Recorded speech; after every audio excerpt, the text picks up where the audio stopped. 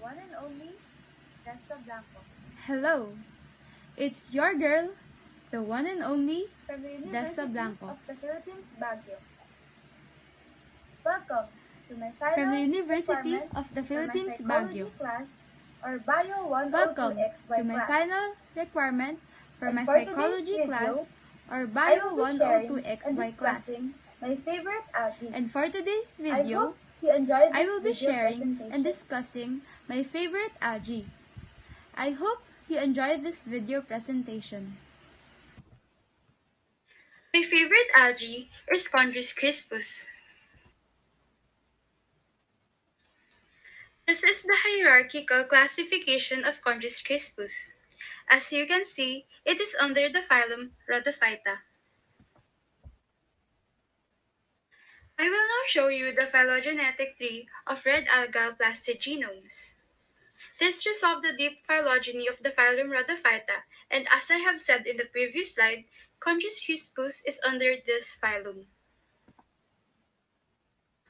Let us now move on to the general morphology and description of the organism.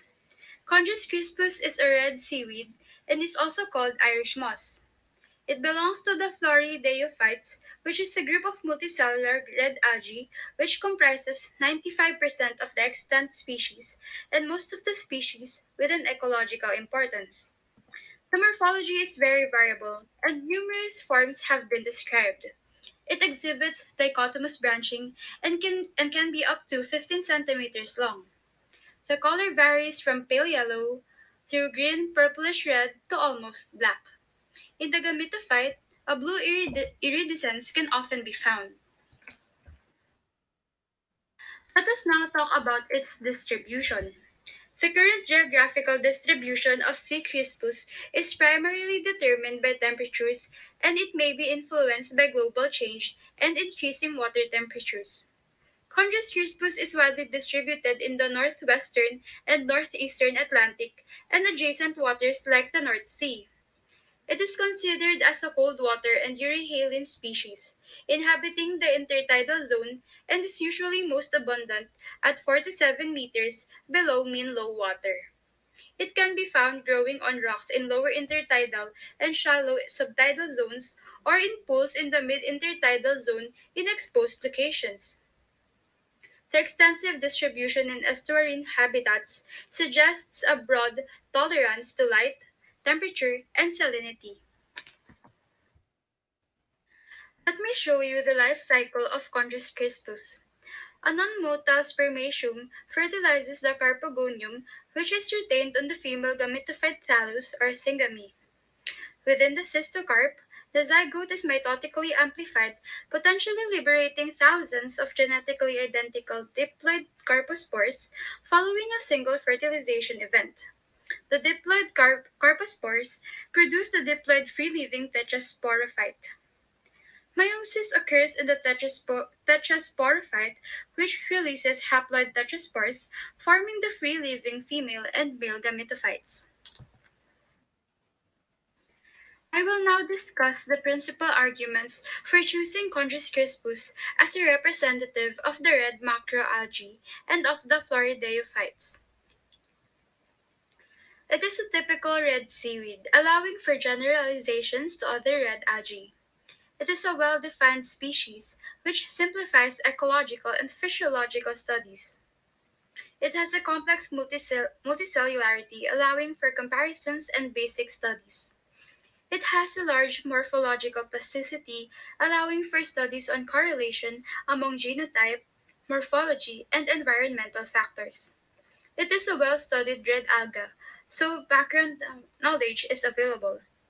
It is a common ecologically important species, which increases the importance of the research.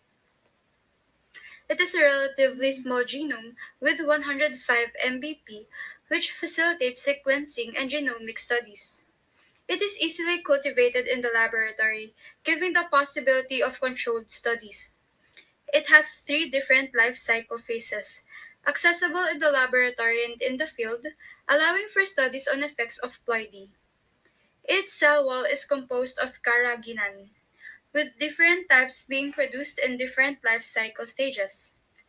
It is also related to economically important species, giving insight into the biology of, for example, Eucheuma and Capaphycus species.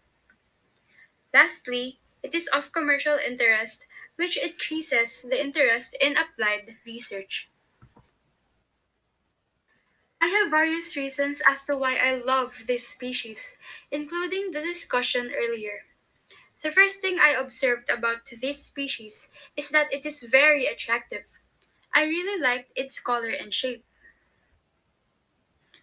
I actually find this algae's name funny since the species name sounds like crispy, which is a big yes for me because I love crispy food.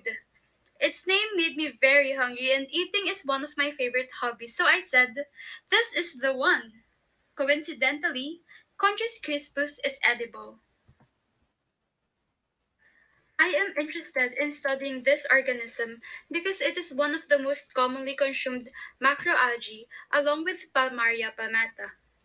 The main reason why I love and I am interested in this organism is because of its different applications in various fields. I'm curious to know what more can this algae give? Irish moss has been collected and utilized for human activities for hundreds of years.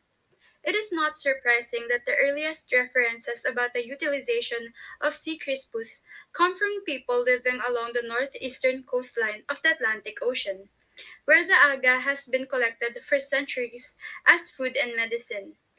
These people noticed early the properties of its major cell wall polysaccharides, and this characteristic ultimately resulted in the present day industrial utilization of Irish moss. At least as early as 1809, the domestic use of Irish moss was documented. An 1829 reference to carrageen, or Irish moss, alluded to its putative therapeutic properties, and the traditional treatment in Ireland for chest and lung ailments used Irish moss boiled in water or milk, strained and drunk hot. Chondrus crispus is a good source of carrageenan, which is used as a stiffening agent in instant puddings, sauces, and dairy products like ice cream. Also, the alga was used in treating kidney ailments and burns. These medicinal applications were so valued that a recipe for preparing a demulcent from C. crispus for diseases of debility was included in an early materia medica. The relaxing effects of the extracted carrageenans on mucous membranes provided relief in tuberculosis, quinsy, pneumonia, whooping cough, and for various gastrointestinal complaints. In his report about the potential for trade and development of new materials for commerce in Europe, carrageen or Irish rock moss was appraised as a feasible industrial commodity.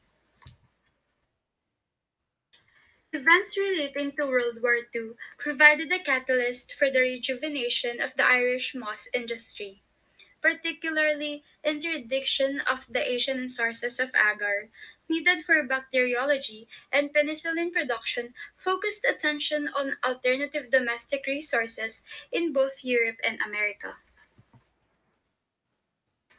By 1952, Irish moss extractives were second in volume of production, around 1.75 million pounds per year, to agenates in the US, with food, drug, and cosmetic and industrial applications consuming 50%, 40%, and 10% of the moss extract, respectively. Before I end this video presentation, I would like to share a fun fact involving the Philippines. Cultivated Eucheuma spp from the Philippines began to enter the Carrageenophyte market in significant quantities in the mid-1970s, which resulted in a dramatic reduction in demand for the more expensive Canadian Irish moss, which had supplied 75% of the world's raw material for carrageenan production until 1975. These are the references I used. Thank you so much for watching this video.